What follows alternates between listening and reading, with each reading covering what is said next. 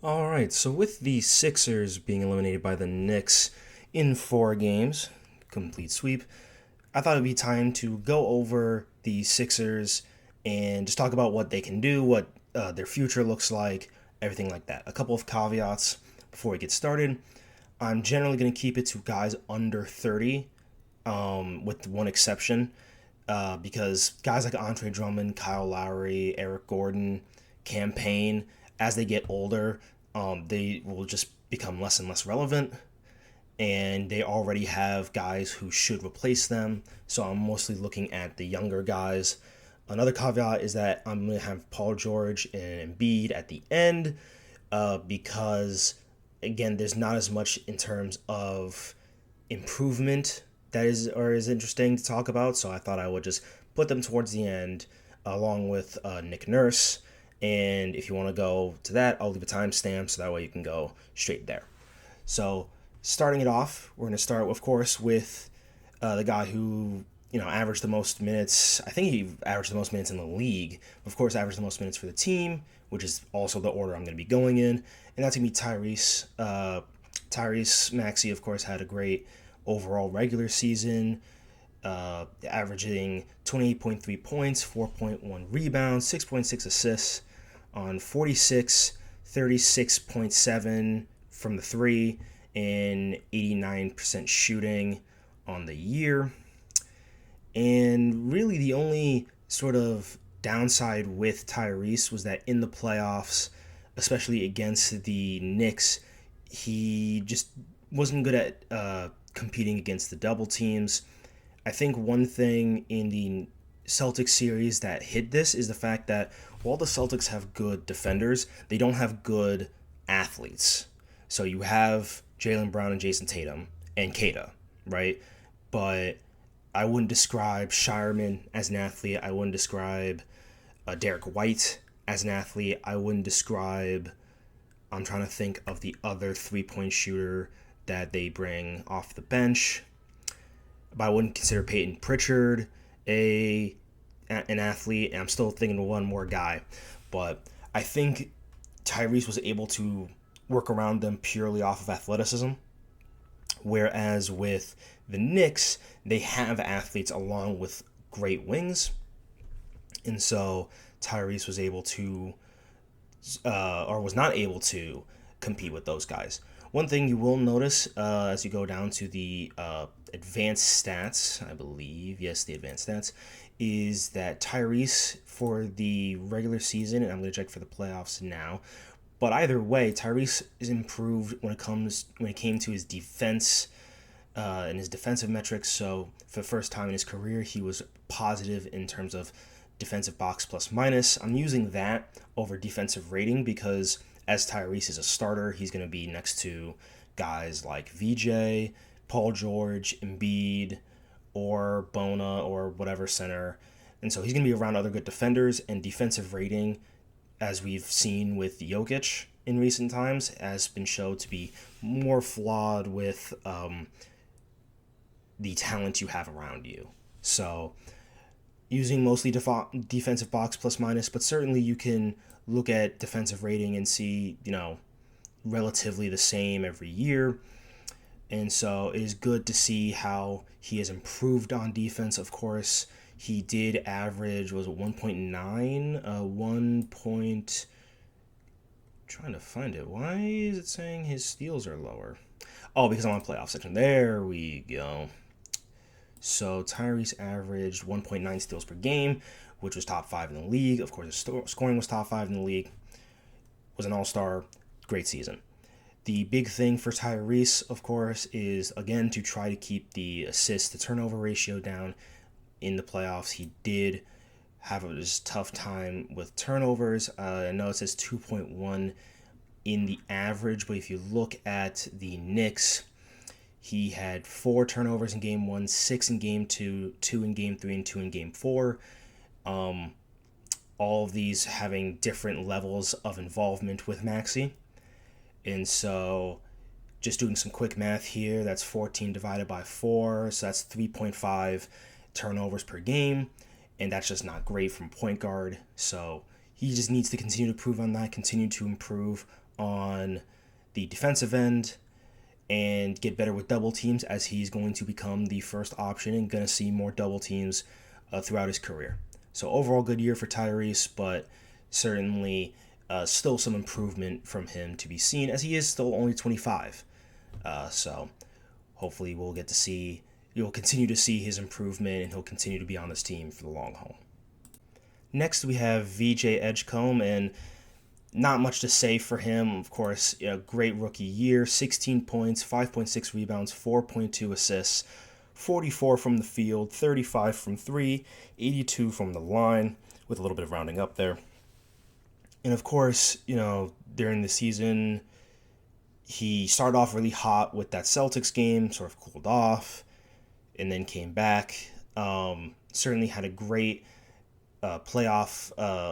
couple of great playoff games against the Celtics again, but then against the Knicks, again, that long athletic wing sort of cohort that they have in New York really just shut him down, and he lost his confidence. Something I didn't bring up for Maxey, but I would like to bring up just overall for the team is I'd love to see some more dynamicism in terms of off-ball movement. I think as Embiid ages, but he seems to have, at least in some ways, gotten better with his playmaking. It will be nice to use him and other bigs in sort of some off-ball stuff for Tyrese and for VJ as they both improve. But again, 1.8 turnovers per game from a rookie guard isn't bad. Certainly shooting 49.6% on your twos is really good. 82% from the free throw line, so you would hope that the 3-point percentage can come. And that's, going to be the first thing I sort of say in terms of potential improvement is getting the 3-point shooting up.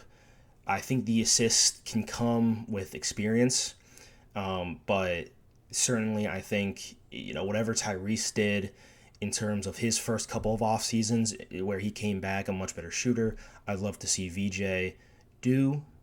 In terms of defense, as we looked at Tyrese's earlier, VJ was a slight negative in defensive box plus minus in the regular season and in the playoffs. But that being said, he's a rookie. He's still getting used to things. And we, any Sixers fan who watched a lot of games knows he did blow some coverages every once in a while. But again, he's a rookie. He did a lot of great things in his time, got a lot of key blocks, key steals. And you just sort of hope, it's his, let him get some experience. I'm not going to be too harsh on him. And would love to see, hopefully, next year, if the Sixers are back in the playoffs, would love to see him just have more of a scoring role in the Sixers lineup. I know we have Embiid, Paul George, and Maxey, but seeing him sort of be so timid, especially in Game 4, was not, what we wanted to see. Especially after seeing all season, he will just attack anyone, he'll just do anything. It was a little disappointing to see him, even though he, again, had some very good games, especially in the Knicks series. It felt like he wasn't himself. It seemed like he lost his confidence. And so would love to see him get that confidence back. And of course, credit to New York because they have great defenders. But would love to see, even in those types of games where it's against great defenders, would love to see him attack more and hopefully see him just improve all around as he goes into his second year. So my exception for older players is Kelly Oubre. Now, why I bring up Kelly Oubre being the exception is because he is on a cheaper deal. He is in a position that we have struggled to recruit and develop and is still very much giving you valuable minutes. He, as we all know, played great defense over the last couple of years and has generally guarded the best team's the opposite team's best player. And so it will be nice to have him back and see how he can sort of go into a mentor role, especially for someone like VJ Edgecombe. So, of course, just go over the general stats. 14.1 points per game, 5 rebounds, 1.6 assists on 47 from the field, 36 from 3, and 77 from the line. So, of course, a big issue for Oubre is that he only played 50 games. At this point, it is not something that we should assume can just be fixed. He has really fluctuated on the number of games since he was drafted. 63 in his first year, 79, 81, 69, and then in his fifth year, where he was with Washington, played. Oh, excuse me. That's 69 with Washington and Phoenix. Then 56 with Phoenix, 55 with Golden State, 76, 48, 68, 60, 50. So he's certainly had ebbs and flows in terms of his health. And also being an older player, it would be unfair to be like, oh, well, hopefully he can improve from three. Now, he did certainly improve from three compared to last year, where he shot just below 30%. And this year he shot 36%. But it'll be interesting if that was just he had lower reps overall. Although I believe if I checked the totals, he only had 3 less threes this year than last year. So, maybe he just found the shooting stroke. In terms of his defensive stats, as I mentioned, he has been a great defender for us. Generally, which surprised me, he has actually been a plus. Did I read this wrong? Or was it defensive rating where I read this? I think defensive rating, he had a higher rating than I expected. But his defensive box plus minus, well, it doesn't look great. You can sort of see 0.7, 0.6, which is generally on the higher end for him, and then negative 0.1 for us in the playoffs. Again, negative 0.1, but that is while guarding Jalen Brunson and Jaylen Brown, Jason Tatum, all those great, attackers. So, again, not going to be super harsh on his defense. And again, he's had some great moments for us on the defensive end. In terms of sort of improvements, just hopefully can keep it going. And again, sort of be in a mentorship role. One thing I would love to see for the Sixers is basically a wing camp where it's like VJ, Oubre, Grimes, Paul George, Barlow. Am I missing someone? I feel like I'm missing someone. Oh, Justin Edwards, who I'm going to talk about later. I would love those guys just to come together where you sort of have Grimes and Paul George sort of bring up what they've learned in terms of shooting. Because even if you want to say Paul George isn't as valuable as his contract says, which is true, he still is one of the best shooting or three-point shooting forwards in NBA history. That's a little nugget there. You'll be shocked to see actually how high up he is. And so it will be nice for him to pass that on to VJ, and especially if they can to Barlow. But I'll get into that later.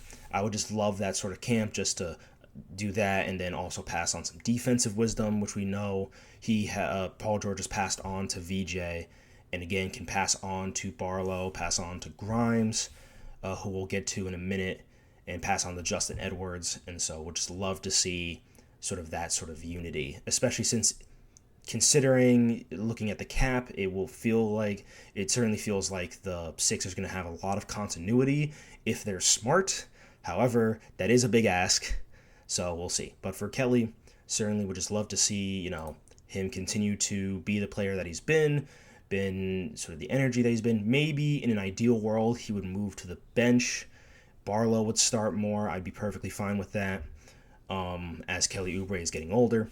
But at the same time, got to use the best guys you have, and he's certainly been one of them. So we'll move on to our next player. And now we get on to someone who I mentioned just a minute ago, that being Quentin Grimes. Now, of course, compared to last year, his numbers are worse. So 13.4 points, 3.6 assists, 3.3 assists, 45 from the field, 33.4 from 3, and 84 from the free throw line. Now, the 3-point percentage is a little surprising just because he has generally been a very good shooter in his career. But again, you have to sort of ignore a lot of the other counting stats, especially because last year we were so injured. We all knew coming into the season he was not going to average 22 points again. So that was pretty fair. But the idea that, he had Tyrese, he had VJ for a lot of the season, And instead of shooting 37% from three, he shot 33% from three. Is not ideal. Could just be a hot and cold streak, but it's really hard to tell. Really, something that I certainly noticed was the improvements on defense from last year. So looking at his defensive box plus minus. So last year he was a negative 1.5. This year in the regular season he's a negative 0.6. And in the playoffs he was a 1.0, a full 1.0. So I think we all remember that possession he had against Jaylen Brown and how great that was. But certainly it is tough to keep that. Sorry, he wasn't a 1.0. He's a 0.6. Still a big improvement. But we all know that he can certainly do more on that end, at least on the consistency basis. And again, I think having the continuity, which is why I want that camp, will help give guys that energy to feel like they'll be rewarded on defense. That's always been something I've said for Tyrese, is that I think he's actually a pretty good defender. But for a long time, along with the fact that he is not the perfect size for a defender, he was not being rewarded for his defense, which, to be fair, you could say that for most of the NBA, but especially for him, where he has to work so hard to get what he can. And so I think the same thing is for for all of them, where VJ, when he came in, you could see, now that VJ is another guy with the energy on defense, that boosts Tyrese, that boosts Kelly, that boosts Paul George, that boosts Grimes, and having them all together and understanding each other, again, I think will be very helpful. So for Grimes, certainly if I go back up to his per game stats and look over, would love, now he lowered his turnovers, still would like it to be a little bit lower, so 1.8 versus 3.3 assists. I would like that to get down to 1 if possible. And again, would love more fluidity. I just think there are too many times where he just sits in a corner and doesn't do a lot, and then at the last second he sort of has to just create something out of nothing. Of course, in the playoffs, in the playoffs he shot 40%, so he shot very well. But again, it will be nice to hopefully have some more fluidity, maybe use Embiid as a hub, especially with all the doubles, and just see improvement there. But that's really going to be it for Grimes. Don't really have much for him. Again, only 25, so he turned 26 3 days ago, so someone who could be around for a little bit longer. Hence why I'm bringing it up. But I think that's all I've got for Grimes. Next up, we have Dominic Barlow. So something I didn't know is that this is actually Barlow's 4th year in the league. I had no idea. I, for some reason, thought he was a rookie. He's 22. He's about to turn 23. Very young guy. Sort of appears after the draft. So I thought he was a rookie, but I was completely wrong. But this is the first year he played 28 games, 33 games, and then 35 games. This year he played 71, starting 59 of them. Now, of course, part of that is the fact that you had injuries to Embiid, you had Paul George suspended, so you're playing everyone. But genuinely played some good games for us, averaged 7.7 points, 4.8 rebounds, 1.2 assists, 54 from the field, 26, if you're being generous, from 3, and 72 from the free throw line. And that really gets to the obvious improvements for Barlow. He needs to be a threat from 3. Now, obviously, I'm not saying go and somehow turn into a 37% 30% three-point shooter. That's not going to happen, right? But if he can get to 32 again, I mentioned him, like Kelly Oubre, for the most part, has shot his entire career somewhere in between 31 and 35%. And teams, if he's having a really cold night, will sag off. But teams still, cover him because he is a threat from 3. And so that's sort of what Barlow needs to do, especially to get consistent minutes in the NBA. He just needs to be a threat from 3. That way we can get the full spacing that we need. I think everyone can agree that in Game 4, you sort of saw the opposite where, no one was making a three except for Embiid because he missed one shot the whole game. And anytime Maxey or anyone wants to drive, what did the Knicks do? They packed in the paint. They sent three guys into the paint, and then it's like, all right, pass it out. Who's going to make a shot? And so, sort of that's what Barlow needs to do. That's what Barlow needs to get from Paul George if he can, is some tips for shooting. Defensively, he's perfectly fine. In the regular season, he was a 0.4 defensive box plus minus. And of course, in the playoffs, he did not have as good of, no, he was a 0.5. So obviously he got turned around by Jalen Brunson in that one play. But overall, he has the size and he has the length to be a good defender. I think he can easily continue to improve on that. I think he can be very helpful, not only with Embiid, but in the future in terms of his size and what he could be on the rebounding front, especially because he will not often be boxed out by the opposing team's center. So he can, I almost want to say, I want him to be a taller Josh Hart, where a threat from three, good defender, great rebounder, sort of one of those guys that he's never going to be the star, but he's a great role player that when he's when he's having a good day, he can be one of the best in the league. So that's my hope for Barlow in the long haul. Again, he is turning 23 in 6 days. So happy birthday, or happy birthday, Barlow. But with that being said, would love to see him sort of turn into a Josh Hart 2.0, but in his case, he'll actually be a little bit taller since he's 6'9". So that's it on Barlow. So the penultimate player that I will be talking about today will be Adem Bona. Now, Adem Bona, going up to, again, just general stats, 4.8 points, 4.3 rebounds, 0.5 assists, 59.5% from field goal range, 33.3% from three, although I imagine that's on pretty low takes, and 70.8% from the free throw line. Gonna just go over to his totals quickly. Yeah, he took 6 threes, so let's not look at it like, oh, he's gonna, no, he took 6 threes. Let's relax. Everyone pretty much knows what Bona is good for. He can rebound, or at least he can be tough on the rebounds, not necessarily winning them, and he can get you a block here or there. Generally, in terms of defensive box plus minus, he is in the positive, not high in the positive, but in the positive. Again, he is 6'10", so he doesn't have that 7 foot plus height and length that just automatically intimidates people, but certainly he has the athleticism to compete.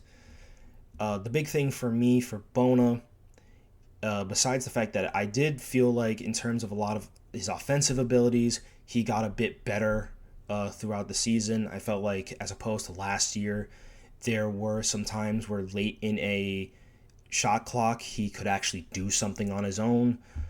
So continue to improve there. That is obviously good. And I believe he improved by 38 points on his free throw shooting. So continue to improve there. But for him is, and actually a different YouTuber said this about Maxey, which I think is true, but not to the same extent as other players. I sort of view Bona as, in the same way as the Eagles viewed Sidney Brown, or some of the issues of Sidney Brown, which is that he plays at 100 all the time, which can be nice, and especially as a role player, you sort of expect that, or as a bench player especially. But an issue with him is it's harder for him to get the guaranteed number 2 center spot when he gets into foul trouble. So he averaged 2.2 fouls both seasons this year. If I check for his playoff stats, 2.3. And a big part of that is offensive fouls. He would get caught on moving screens a lot. He would push a little too hard for rebounds, over the backs, thing like that. So I'd love for him to, one, learn how to set a screen that doesn't get called as much, because it seems like everyone else can set an illegal screen and be perfectly fine. But on the other side, I would love for him to just sort of learn sometimes how to play at 80% to not get fouled. I believe for the future that he's just going to be the number 2 center and that Drummond is just going to get phased out over time as Drummond continues to get older.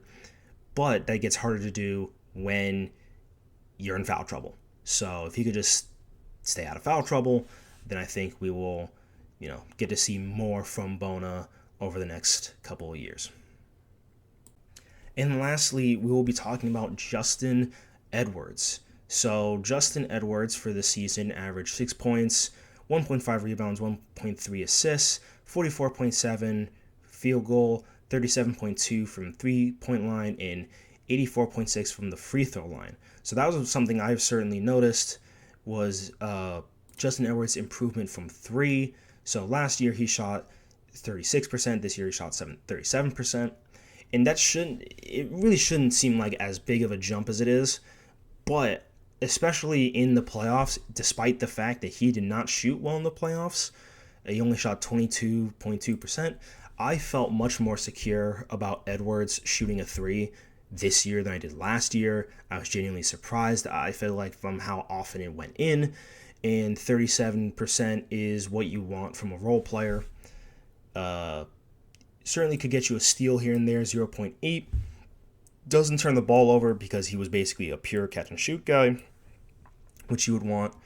And, he had a little bit of some dribble moves, which I would say is on the offensive end is where I'd want to see him improve, is just to be more, or at least be more available for different types of looks than just a catch and shoot shot, whether that's on 3 at mid, whatever it is.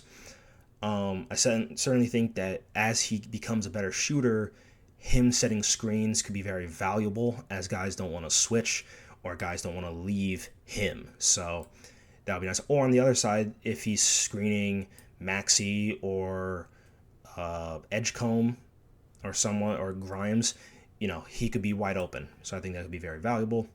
And defensively, last year he was a negative 1.6. This year he was a 0.6. So certainly improved a ton on the defensive end, which makes sense considering that if you look at him, he is 6'7". I don't have his wingspan in front, but he is, that prototypical wing who you expect to be a good defender. And so, again, would love for him to to be in a camp with like Paul George and Grimes and Kelly Oubre and basically say, hey, how do I get better at these things? Continue to improve in those things and just become a quality role player. And I would love for the Sixers to keep him because we tend to not keep these role players or guys who are young who then can turn into role players. So I would love for the Sixers to actually keep one of those guys. So now we're in the section about Embiid, about Paul George, about, of course, the coach Nick Nurse, and sort of what the Sixers overall can do for the future. So just looking at payroll, right? So you have Embiid making 55 plus a year now, and then he has his next extension, including a player option. My hope is at that point he just realizes he's cooked and he doesn't take the player option, but he's probably not going to do that. You have Paul George, who gets paid $54 million, and then it also has a player option. He's certainly going to take that. You have VJ on some team options, and of course in the middle you see Grimes, Oubre, and Drummond in the middle in terms of free agents. I would love to keep Grimes and Oubre. I think Drummond at this point, while he did have valuable time with us and had valuable minutes with us, I think you really just need to put your eggs in the basket that is a Dembona, and you just have to let it go. Drummond is 32 years old. He's only going to get older. In terms of rebounds, he had one of his lower years at 8.4, which isn't great. Defensively, 0.8 blocks. I do think he actually got better, at least later in the season defensively. I don't know if that's actually true. Defensive box plus minus. Okay, so better than last year. Yeah, he was better than last year. And just looking at the playoffs just to see if he's a 2.5. That seems that seems a little off. But either way, I think while he is valuable in some ways, I do think we need to focus on youth more than anything. And so I'd love for us to focus on Bona. And last thing on Drummond, by the way, congrats on 35% from three from Andre Drummond. I didn't think I'd ever see it. So congrats on that. But with that being said, looking at the Sixers payroll. So you have those free agents. You have Kyle Lowry, who's coming off the books, and then you have young Edwards, young Bona. You have Johnny Broom, who I'm not going to mention because he didn't play that much. And you have Jabari Walker, who did play a little bit, but again, I don't think he's in the long-term plans for the Sixers. I certainly liked him. It seemed like he had some really good games, and certainly could improve a little bit on the three-point end, and then honestly be pretty good. But again, sort of going from Bona upwards, I do think they should keep Trendon Watford. I think just take his team option. Same thing with Barlow, just take the team option. So in terms of like movement, you have Embiid and George, who are just, they're basically unmovable contracts, unless, because a lot of people are like, oh, just give up Embiid for nothing, give Paul George for nothing. That'd be career suicide for Daryl Morey. He very much just can't say, all right, I'm going to trade Joel Embiid for a single first. That would be ludicrous.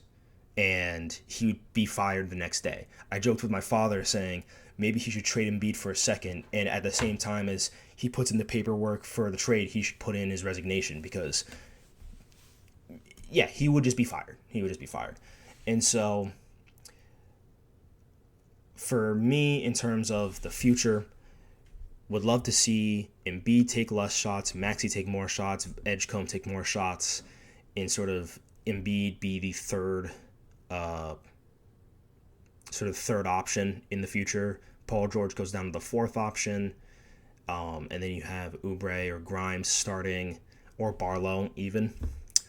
And I think I would love to just sort of force, again, more of the progression in terms of Embiid as a passer. I think we saw in these playoffs that compared to years past, he is a lot better as a passer and as an assister. Like, he sees some of the holes better. Yes, in a panic when things are really going wrong, he will still throw a bad turnover, and of course he does get stripped on a post up every once in a while. But I think in terms of him as a passer, he has gotten a lot better throughout his career. And I think part of that is the fact that he knows he's getting older. He knows his body is falling apart, and he's trying to trust in Maxey and Edgecombe. I was talking to my grandfather during Game 4, or maybe my father during Game 4, and you could see how much he was trying to get Maxey involved, how much he was trying to get Edgecombe involved. And a lot of people sort of assume, especially people who don't watch a lot of Sixers games, they sort of assume, okay, Embiid wants to take every shot. Embiid wants to be the number one option. If you listen to what he has said, what he has stated in his actions over and over, he wants to pass the torch to Maxey. He knows, he might be silly, he might say certain things, he might troll, but he generally has been pretty realistic in the fact that he isn't going to, he wants to get us to the championship, but I think he understands, like, yeah, we're going to need to trust that to the next generation. It's not going to be me. And so I would love to see him continue to improve as a passer. Paul George, again, he's only going to get older. He still actually looked pretty good defensively every once in a while, but we can just see in terms of, what kind of value he brings, it's not going to be worth the contract, which makes it tough to trade him considering the fact that he's making $51 million. And so in an ideal world, yes, I'd love to trade him for a couple of picks and move off of that, but I don't know if that's possible. And so I think basically what you're going to have to do is try to push every part of your scheme towards Maxey and Edgecombe and sort of just ride out the contracts of Embiid and George. Paul George, his contract ends in 27-28 season. which will be the first year of VJ's team option, what would be an extension for Barlow potentially, and maybe even Edwards or Bona. And so I think you could just, after that year, be able to take that money and put it into, again, those guys if they improve. And then Embiid, his contract ends the same year as VJ's. And so, of course, that would basically just be 1-to-1. All right, we're probably going to pay VJ, assuming he continues to improve and be the player that we've seen, he's going to take that money. And so, instead of having Paul George and Embiid and Maxey, you have Maxey and VJ, and you see what else you can do. One thing I can say for Daryl Morey, even though he has made some moves that I don't agree with and certainly isn't a perfect GM, he has actually been a pretty good drafter. So that's sort of the overall picture for the Sixers, is I just want to keep drafting. We got Maxey, who has been great. We got Edgecombe, who has been great. We have had Bona and Edwards, who have been very good for us. And we've seen with Isaiah Joe, with Jared McCain, with now Landry Shamet. Like, we have drafted some guys who can become good quality role players. We just don't give them enough time. And I think because you have the Embiid and George contracts, and you're not going to be able to get off those contracts, I think this is a good time to basically say, look, we're basically going to do a soft rebuild of these guys are going to have time because we literally cannot do anything else. So give them time, let them cook, let them improve, and then hopefully when Embiid's contract is up and George's contract is up, you have Tyrese and VJ, and you have just a bevy of good drafted role players that then maybe you can move around for someone else or just stick with. I forgot to mention that Tyrese's contract also ends in the 28-29 season along with VJ and Embiid, but again, Paul George won't be on the books, so we'll be able to pay Tyrese. And yeah, that's really it. In terms of my opinion on Nick Nurse, I do think in terms of defense, he got a group that historically, especially with their age and sort of their profiles, doesn't like to defend. I think he did get a good amount out of them, especially against the Celtics. I do think he either is trapped or feels trapped with having Embiid and George and does not let the offense flow enough through Maxey and Edgecombe. Either way, I don't think a coaching change is really going to fix anything. So I don't mind keeping him, especially the one thing with him versus, say, Doc Rivers is for some reason Doc Rivers had this black magic where somehow he would take a team that's mediocre and like he would take a team. I remember a game where it was like Tobias Harris and a bunch of two-way contract guys. And I think we beat the Grizzlies with like a second team All-NBA Ja and Jaren Jackson healthy. It was just a weird, like he has those games and you don't get that from Nick Nurse, but I do think in terms of like smaller development stuff, I think he's been good. And either way, I don't think a coaching change with the personnel that we have is going to fix anything. So if you have him on contract and he's not too expensive, I don't really mind keeping him for a while, just so that way when the next generation comes, it'll be easier to tell whether or not he's good. I mean, in the 3 years we've had him, Embiid's been hurt all the time. Paul George has been hurt or suspended. Tyrese had a year out. And the other young guy he was relying on also basically had a year out and then was traded. So I do think he has his flaws, but I also think he has been dealt a really, really tough hand in terms of judging his coaching capacity. And so I don't mind keeping him for a while longer. But that's it. Let me know what you guys think down in the comments. That's basically been my Sixers coverage for now. Obviously next year during the regular season, I'll have more to talk about. And of course, look forward to more videos on the Eagles and Flyers, and of course, biathlon going forward. Thank you and have a good night.